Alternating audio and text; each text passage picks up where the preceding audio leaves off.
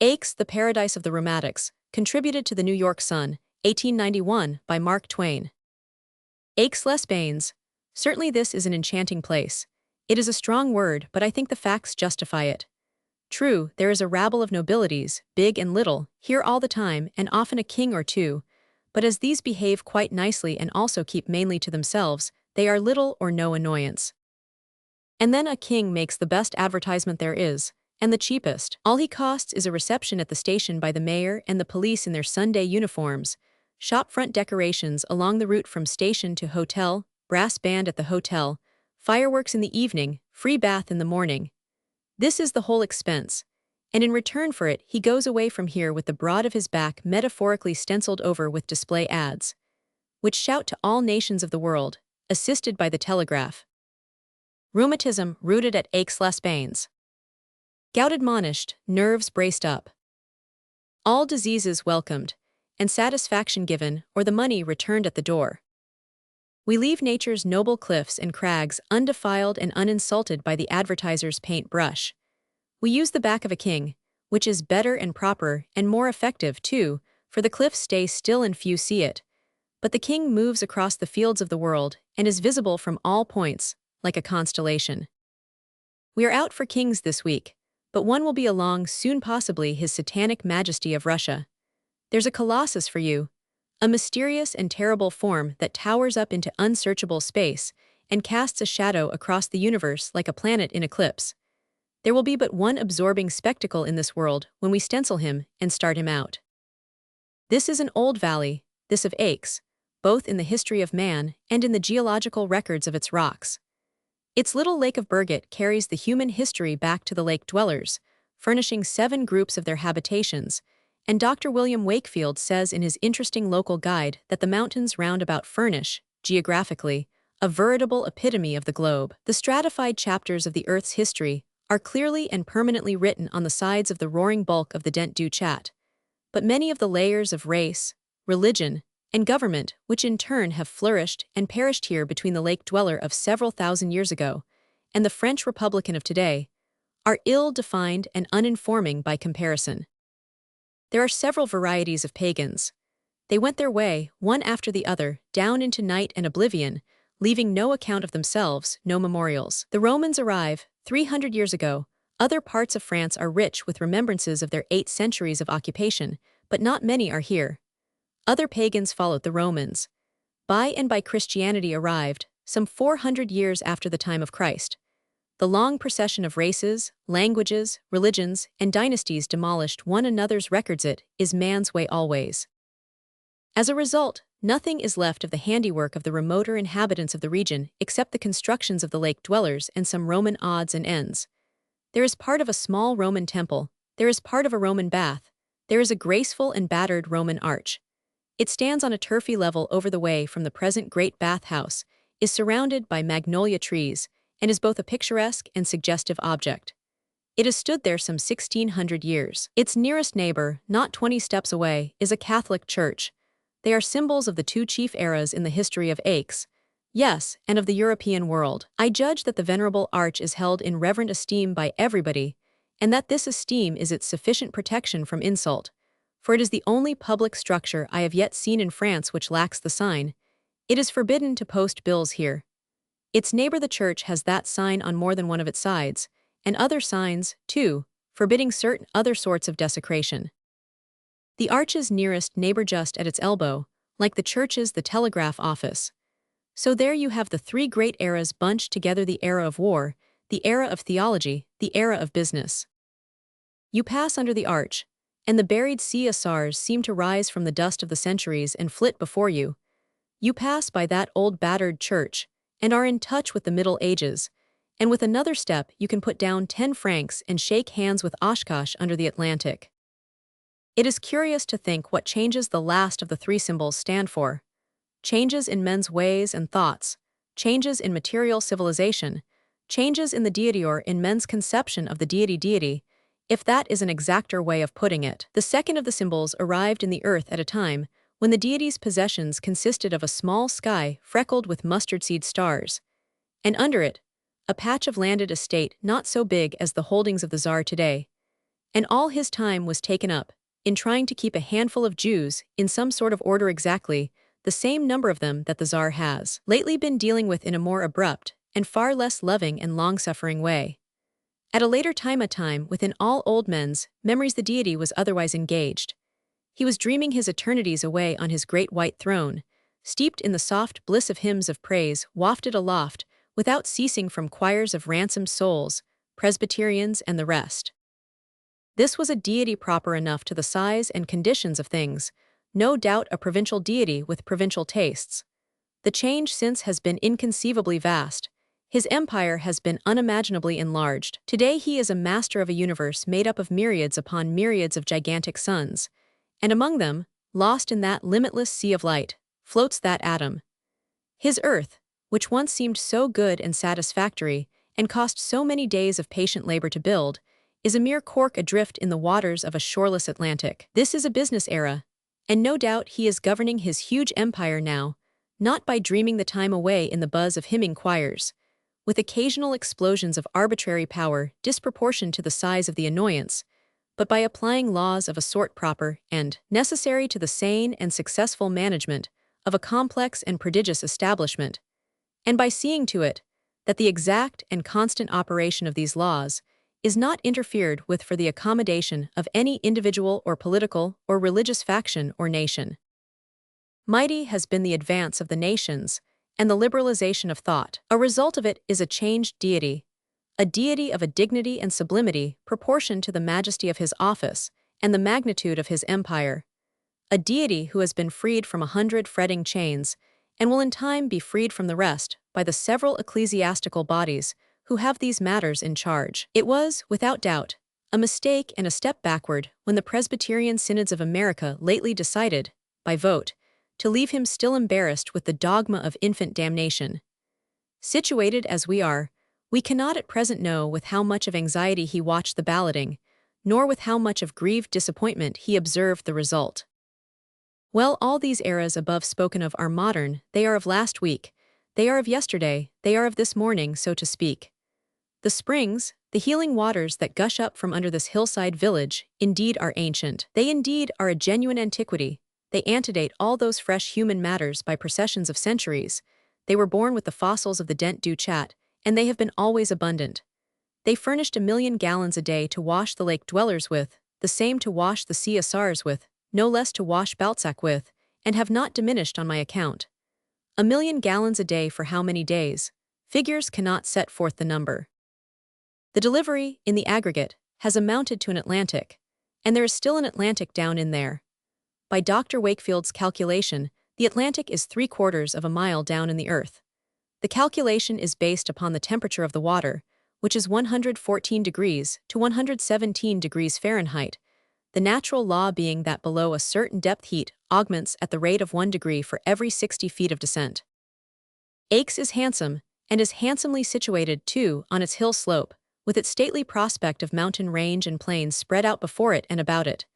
The streets are mainly narrow, and steep and crooked and interesting, and offer considerable variety in the way of names. On the corner of one of them you read this: Rue du Puits d'Enfer. Pit of Hell Street. Some of the sidewalks are only 18 inches wide.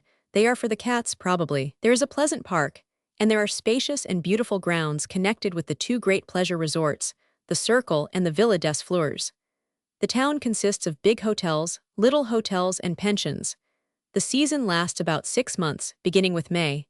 When it is at its height, there are thousands of visitors here, and in the course of the season as many as 20,000 in the aggregate come and go. These are not all here for the baths. Some come for the gambling facilities, and some for the climate. It is a climate where the field strawberry flourishes through the spring, summer, and fall. It is hot in the summer and hot in earnest, but this is only in the daytime. It is not hot at night. The English season is May and June. They get a good deal of rain then, and they like that. The Americans take July, and the French take August. By the 1st of July, the open-air music and the evening concerts and operas and plays are fairly underway, and from that time onward, the rush of pleasure has a steadily increasing boom. It is said that in August, the great grounds and the gambling rooms are crowded all the time, and no end of ostensible fun going on. It is a good place for rest and sleep, and general recuperation of forces. The Book of Dr. Wakefield says there is something about this atmosphere which is the deadly enemy of insomnia, and I think this must be true. For if I am any judge, this town is at times the noisiest one in Europe, and yet a body gets more sleep here than he would at home. I don't care where his home is. Now, we are living at a most comfortable and satisfactory pension, with a garden of shade trees and flowers and shrubs, and a convincing air of quiet and repose. But just across the narrow street is the little market square, and at the corner of that is the church that is neighbor to the Roman arch, and that narrow street, and that billiard table of a marketplace, and that church are able, on a bet, to turn out more noise to a cubic yard at the time than any other similar combination in the earth or out of it. In the street, you have the skull-bursting thunder of the passing hack, a volume of sound not producible by 6 hacks anywhere else. On the hack is a lunatic with a whip, which he cracks to notify the public to get out of his way. This crack is as keen and sharp and penetrating and ear-splitting as a pistol shot at close range, and the lunatic delivers it in volleys, not single shots. You think you will not be able to live till he gets by, and when he does get by, he leaves only a vacancy for the bandit, who sells Le Petit Journal to fill with his strange and awful yell. He arrives with the early morning and the market people, and there is a dog that arrives at about the same time and barks steadily at nothing till he dies, and they fetch another dog just like him. The bark of this breed is the twin of the whip volley, and stabs like a knife. By and by, what is left of you the church bell gets. There are many bells, and apparently 6 or 7,000 town clocks, and as they are all 5 minutes apart probably by law there are no intervals. Some of them are striking all the time at least, after you go to bed they are. There is one clock that strikes the hour and then strikes it over again to see if it was right. Then for evenings and Sundays there's a chime that starts in pleasantly and musically, then suddenly breaks into a frantic roar, and boom, and crash of warring sounds that makes you think Paris is up and the revolution come again. And yet, as I have said, one sleeps here sleeps like the dead. Once he gets his grip on his sleep, neither hack, nor whip, nor newsfiend, nor dog, nor bell cyclone, nor all of them together, can wrench it loose or mar its deep and tranquil continuity. Yes, there is indeed something in this air that is death to insomnia. The buildings of the Circle and the Villa des Fleurs are huge in size, and each has a theater in it, and a great restaurant, also conveniences for gambling and general and variegated entertainment. They stand in ornamental grounds of great extent and beauty. The multitudes of fashionable folk sit at refreshment tables in the open air, afternoons, and listen to the music, and it is there that they mainly go to break the Sabbath. To get the privilege of entering these grounds and buildings you buy a ticket for a few francs, which is good for the whole season. You are then free to go and come at all hours, attend the plays and concerts free, except on special occasions, gamble, buy refreshments, and make yourself symmetrically comfortable. Nothing could be handier than those 2 little theaters. The curtain doesn't rise unt 30, then between the acts one can idle for half an hour in the other departments of the building, damaging his appetite in the restaurants or his pocketbook in the baccarat room. The singers and actors are from Paris, and their performance is beyond praise. I was never in a fashionable gambling hell until I came here. I had read several millions of descriptions of such places, but the reality was new to me. I very much wanted to see this animal, especially the new historic game of baccarat, and this was a good place, for AIX ranks next to Monte Carlo for high play and plenty of it. But the result was what I might have expected. The interest of the looker-on perishes with the novelty of the spectacle, that is to say, in a few minutes. A permanent and intense interest is acquirable in baccarat, or in any other game, but you have to buy it. You don't get it by standing around and looking on. The baccarat table is covered with green cloth, and is marked off in divisions with chalk or something. The banker sits in the middle, the croupier opposite. The customers fill all the chairs at the table, and the rest of the crowd are massed at their back and leaning over them to deposit chips or gold coins. Constantly money and chips are flung upon the table, and the game seems to consist in the croupiers reaching for these things with a flexible sculling oar and raking them home. It appeared to be a rational enough game for him, and if I could have borrowed his oar I would have stayed, but I didn't see where the entertainment of the others came in. This was because I saw without perceiving, and observed without understanding. For the widow and the orphan and the others do win money there. Once an old grey mother in Israel or elsewhere pulled out, and I heard her say to her daughter or her granddaughter as they passed me, "There, I've won 6 louis, and I'm going to quit while I'm ahead.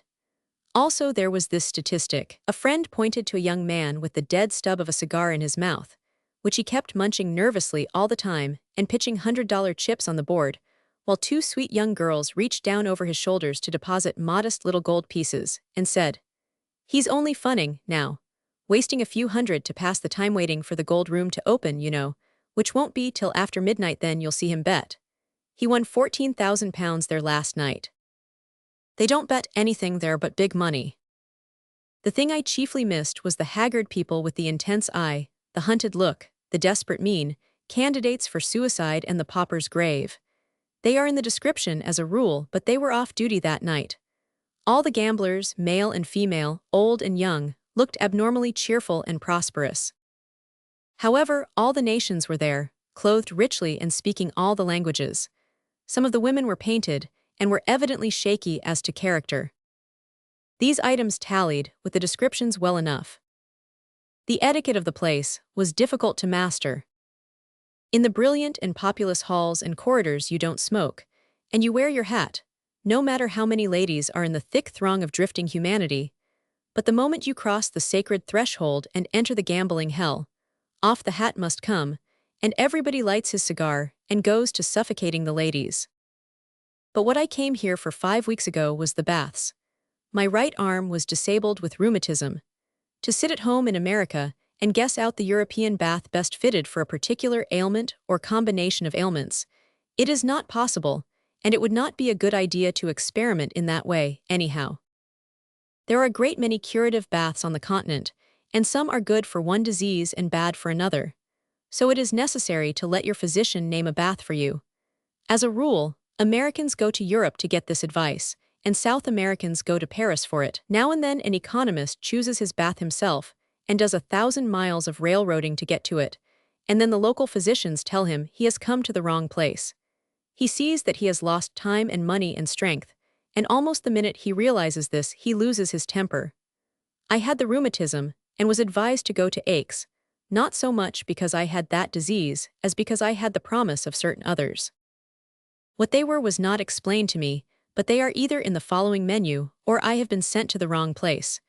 Dr. Wakefield's book says, "We know that the class of maladies benefited by the water and baths at AIX are those due to defect of nourishment, debility of the nervous system, or to a gouty, rheumatic, herpetic, or scrofulous diathysosol diseases extremely debilitating, and requiring a tonic, and not depressing, action of the remedy. This it seems to find here, as recorded experience and daily action can testify. According to the line of treatment followed particularly with due regard to the temperature, the action of the AIX waters can be made sedative, exciting, derivative, or alterative and tonic. The establishment is the property of France, and all the officers and servants are employees of the French government.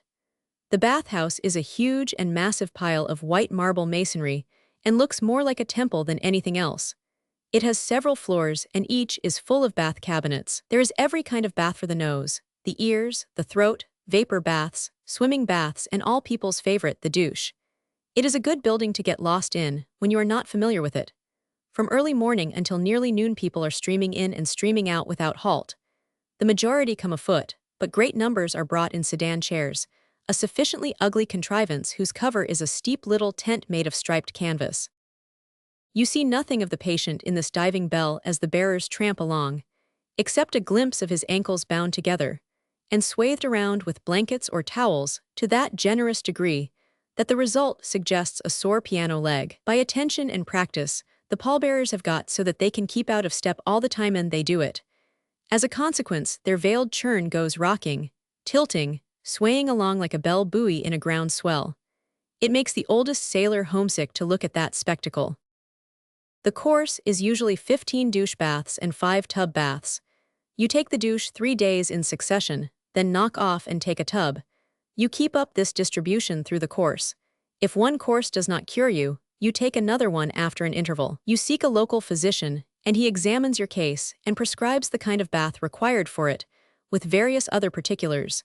Then you buy your course tickets and pay for them in advance $9. With the tickets, you get a memorandum book with your dates and hours all set down on it. The doctor takes you into the bath the first morning and gives some instructions to the two doucheurs who are to handle you through the course. The pourboires are about 10 cents to each of the men for each bath, payable at the end of the course. Also at the end of the course, you pay 3 or 4 francs to the superintendent of your department of the bathhouse. These are useful particulars to know, and are not to be found in the books. A servant of your hotel carries your towels and sheet to the bath daily and brings them away again. They are the property of the hotel. The French government doesn't furnish these things. You meet all kinds of people at a place like this, and if you give them a chance, they will submerge you under their circumstances, for they are either very glad or very sorry they came, and they want to spread their feelings out and enjoy them. One of these said to me, "It's great, these baths. I didn't come here for my health. I only came to find out if there was anything the matter with me. The doctor told me if there was the symptoms would soon appear. After the first douche, I had sharp pains in all my muscles. The doctor said it was different varieties of rheumatism, and the best varieties there were, too. After my second bath, I had aches in my bones and skull and around. The doctor said it was different varieties of neuralgia, and the best in the market, anybody would tell me so. I got many new kinds of pains out of my third douche. These were in my joints. The doctor said it was gout, complicated with heart disease, and encouraged me to go on. Then we had the fourth douche, and I came out on a stretcher that time, and fetched with me one vast, diversified undulating continental kind of pain, with horizons to it, and zones, and parallels of latitude, and meridians of longitude, and isothermal belts, and variations of the compasseau, everything tidy, and right up to the latest developments, you know. The doctor said it was inflammation of the soul, and just the very thing.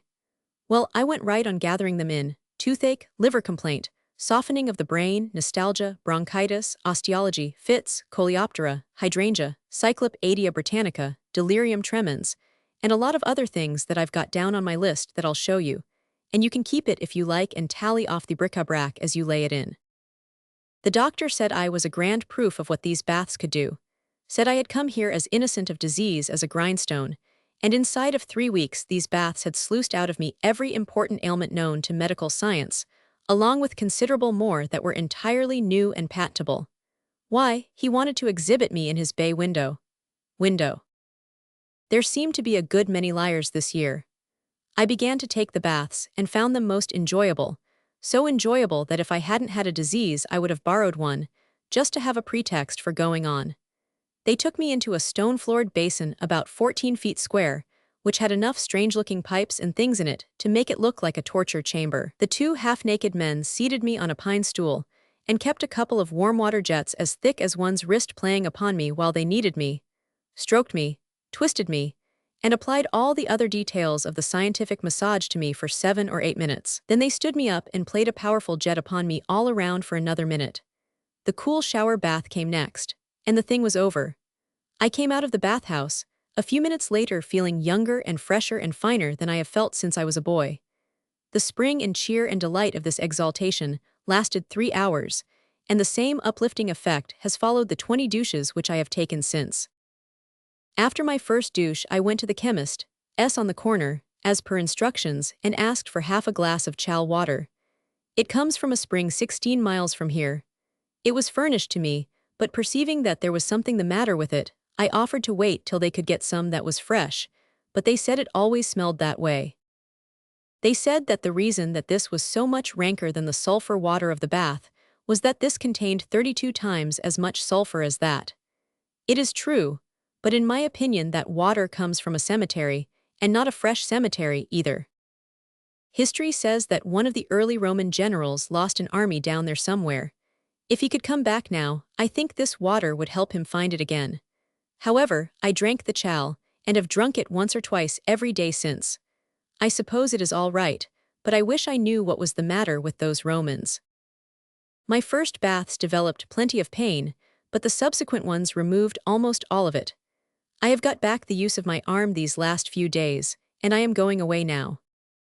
There are many beautiful drives about AIX, many interesting places to visit, and much pleasure to be found in paddling around the little Lake Burgett on the small steamers.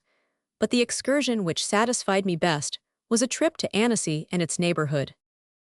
You go to Annecy in an hour by rail, through a garden land that has not had its equal for beauty perhaps since Eden, And certainly not Eden was cultivated as this garden is.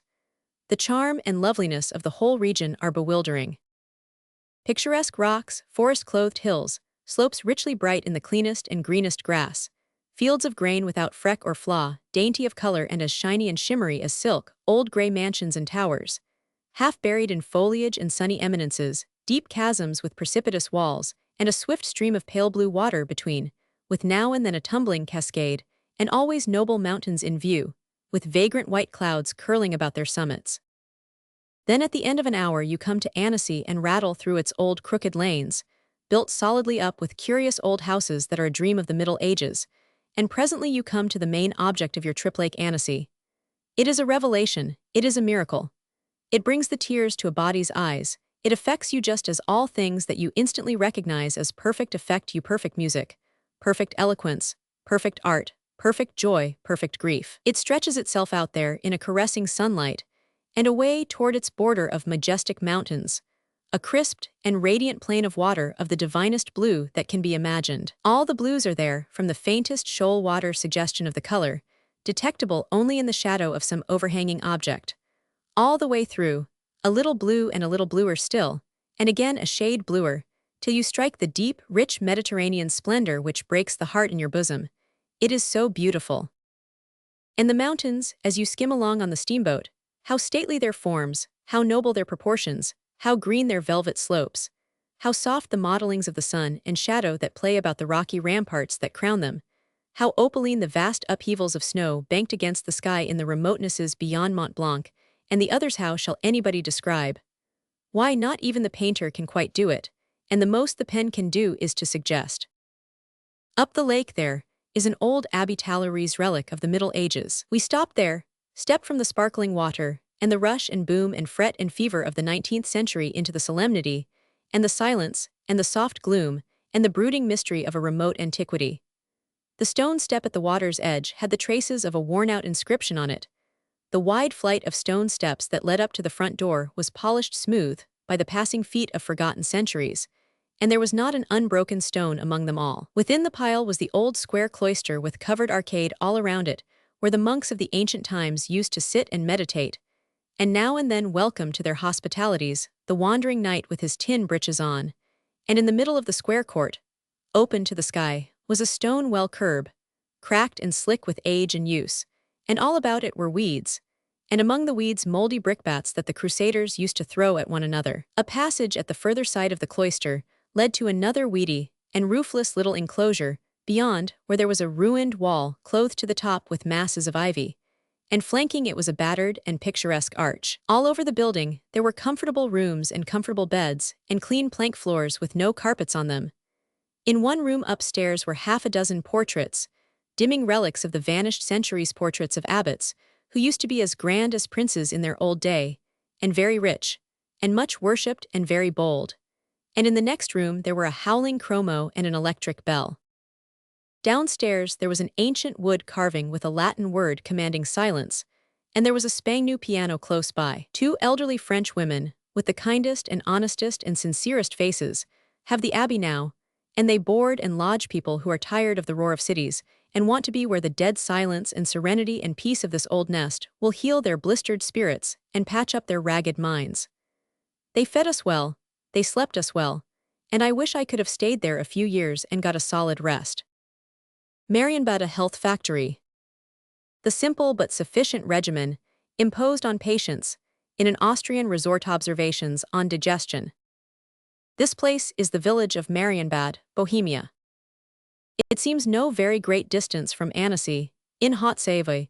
To this place you make it in less than 30 hours by these Continental Express trains, but the changes in the scenery are great.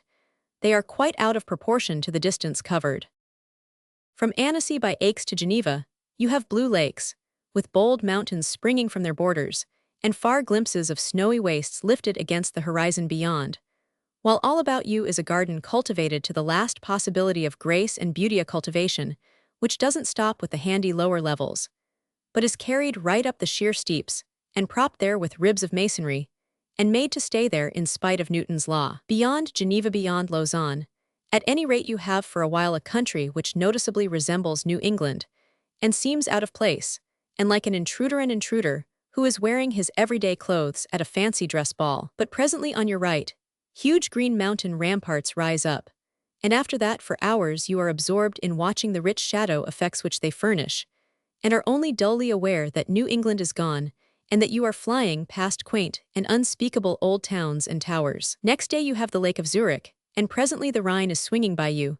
How clean it is, how clear it is, how blue it is, how green it is, how swift and rollicking and insolent are its gait and style, how vivid and splendid its colors, beautiful wreck and chaos of all the soap bubbles in the universe.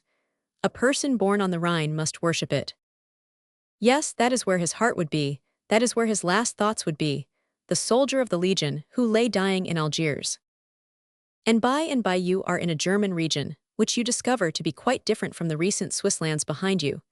You have a sea before you, that is to say, the green land goes rolling away in ocean swells to the horizon. And there is another new feature. Here and there at wide intervals you have islands, hills 200 and 300 feet high, of a haystack form, that rise abruptly out of the green plain, and are wooded solidly to the top. On the top there is just room for a ruined castle, and there it is, every time. Above the summit you see the crumbling arches and broken towers projecting. Beyond Stuttgart, next day you find other changes still. By and by, approaching and leaving Nuremberg and down by Neuhaus, your landscape is humped everywhere with scattered knobs of rock, unsociable crags of a rude, tower-like look, and thatched with grass and vines and bushes. And now and then you have gorges too, of a modest pattern as to size, with precipice walls curiously carved and honeycombed by don't know what but water, no doubt. The changes are not done yet, for the instant the country finds it is out of Württemberg, and into Bavaria it discards one more thickness of soil to go with previous disrobings, and then nothing remains over the bones but the shift. There may be a poorer soil somewhere, but it is not likely. A couple of hours from Bayreuth you cross into Bohemia, and before long you reach this Marienbad, and recognize another sharp change, the change from the long ago to today. That is to say, from the very old to the spick and span new, from an architecture totally without shapeliness or ornament to an architecture attractively equipped with both, from universal dismalness as to color to universal brightness and beauty as to tint, from a town which seems made up of prisons to a town which is made up of gracious and graceful mansions, proper to the light of heart and crimeless. It is like jumping out of Jerusalem into Chicago. The more I think of these many changes, the more surprising the thing seems. I have never made so picturesque a journey before, and there cannot be another trip of like length in the world that can furnish so much variety and of so charming and interesting a sort. There are only 2 or 3 streets here in this snug pocket in the Hemlock Hills, but they are handsome. When you stand at the foot of a street and look up at the slant of it, you see only block fronts of graceful pattern, with happily broken lines and the pleasant accent of bay projections and balconies in orderly disorder and harmonious confusion, and always the color is fresh and cheery, various shades of cream, with softly contrasting trimmings of white, and now and then a touch of dim red. These blocks are all thick-walled, solid, massive, tall for this Europe, but it is the brightest and newest-looking town on the continent, and as pretty as anybody could require. The steep hills spring high aloft from their very back doors and are clothed densely to their tops with hemlocks. In Bavaria, everybody is in uniform, and you wonder where the private citizens are, but here in Bohemia the uniforms are very rare. Occasionally one catches a glimpse of an Austrian officer, but it is only occasionally. Uniforms are so scarce that we seem to be in a republic. Almost the only striking figure is the Polish Jew. He is very frequent. He is tall and of grave countenance, and wears a coat that reaches to his ankle bones, and he has a little wee curl or two in front of each ear. He has a prosperous look, and seems to be as much respected as anybody. The crowds that drift along the promenade at music time twice a day are fashionably dressed after the Parisian pattern, and they look a good deal alike. But they speak a lot of languages which you have not encountered before, and no ignorant person can spell their names, and they can't pronounce them themselves. Marienbad, Mary's bath. The Mary is the Virgin. She is the patroness of these curative springs. They try to cure everything: gout, rheumatism, leanness, fatness, dyspepsia, and all the rest. The whole thing is the property of a convent, and has been for 600 or 700 years. However, there was never a boom here until a quarter of a century ago. If a person has the gout, this is what they do with him. They have him out at 5:30 in the morning and give him an egg and let him look at a cup of tea. At 6 he must be at his particular spring. With his tumbler hanging at his belt-end, he will have plenty of company there.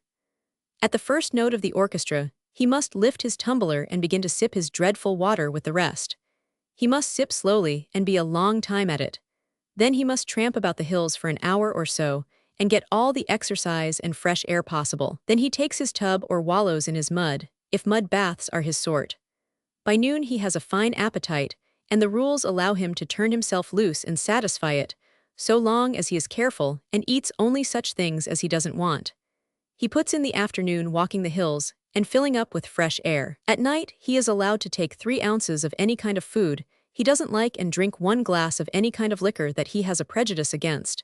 He may also smoke 1 pipe if he isn't used to it. At 9:30 sharp, he must be in bed and his candle out. Repeat the whole thing the next day.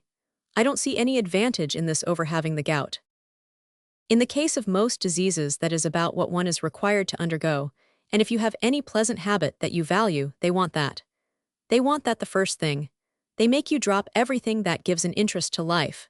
Their idea is to reverse your whole system of existence and make a regenerating revolution. If you are a Republican, they make you talk free trade. If you are a Democrat, they make you talk protection. If you are a prohibitionist, you have got to go to bed drunk every night till you get well. They spare nothing, they spare nobody. Reform, reform, that is the whole song. If a person is an orator, they gag him. If he likes to read, they won't let him. If he wants to sing, they make him whistle. They say they can cure any ailment, and they do seem to do it.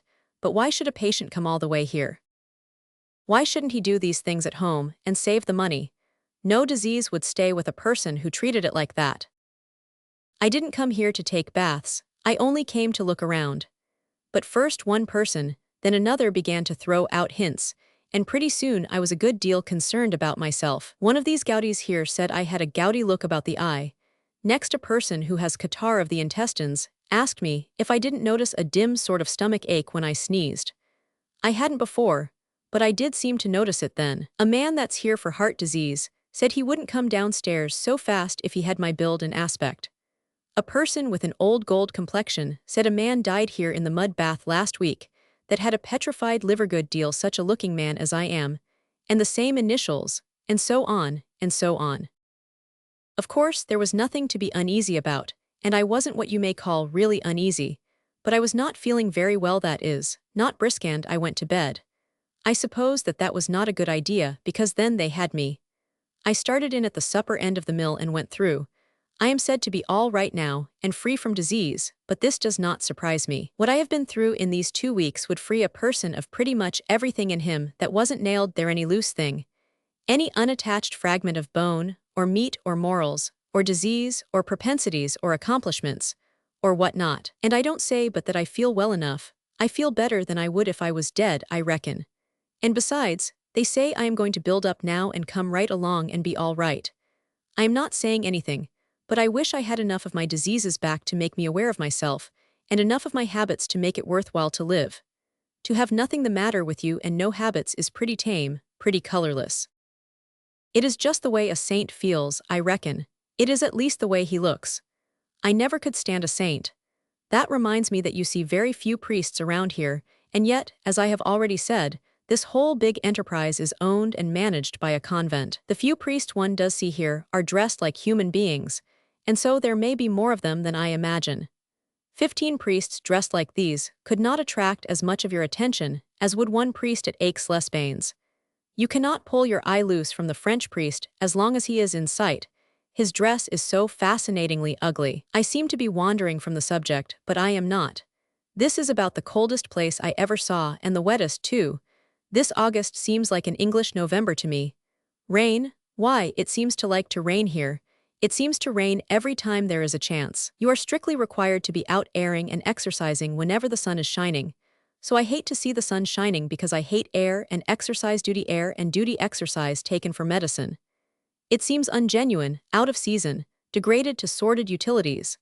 A subtle spiritual something gone from it which one can't describe in words, but don't you understand? With that gone, what is left but canned air, can't exercise, and you don't want it. When the sun does shine for a few moments or a few hours, these people swarm out and flock through the streets, and over the hills and through the pine woods, and make the most of the chance. And I have flocked out too, on some of these occasions, but as a rule I stay in and try to get warm. And what is there for means, besides heavy clothing and rugs, and the polished white tomb that stands lofty and heartless in the corner, and thinks it is a stove? Of all the creations of human insanity, this thing is the most forbidding. Whether it is heating the room or isn't, the impression is the same cold indifference. You can't tell which it is doing without going and putting your hand on it.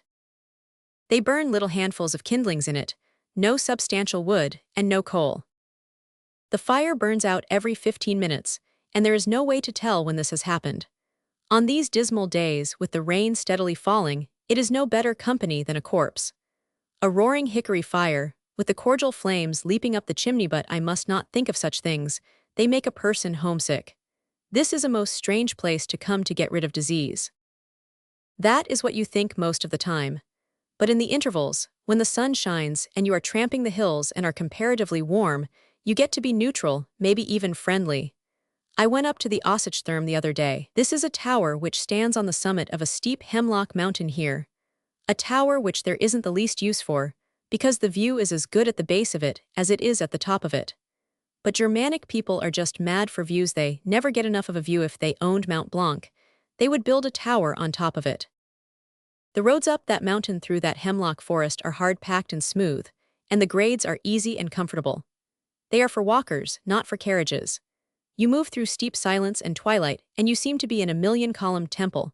Whether you look up the hill or down it, you catch glimpses of distant figures flitting without sound, appearing and disappearing in the dim distances, among the stems of the trees, and it is all very spectral, and solemn and impressive. Now and then the gloom is accented and sized up to your comprehension in a striking way. A ray of sunshine finds its way down through, and suddenly calls your attention, for where it falls, far up the hillslope in the brown duskiness, it lays a stripe that has a glare like lightning. The utter stillness of the forest depths, the soundless hush, the total absence of stir or motion of any kind in leaf or branch, are things which we have no experience of at home, and consequently no name for in our language. At home there would be the plaint of insects, and the twittering of birds, and vagrant breezes would quiver the foliage. Here it is the stillness of death. This is what the Germans are forever talking about, dreaming about, and despairingly trying to catch and imprison in a poem, or a picture, or a song. They adored Waldeinsamkeit, loneliness of the woods. But how catch it? It has not a body, it is a spirit. We don't talk about it in America, or dream of it, or sing about it because we haven't it. Certainly there is something wonderfully alluring about it, beguiling, dreamy, unworldly. Where the gloom is softest and richest, and the peace and stillness deepest, far up on the side of that hemlock mountain, a spot where Goethe used to sit and dream, is marked by a granite obelisk, and on its side is carved this famous poem, which is the master's idea of Waldeinsamkeit.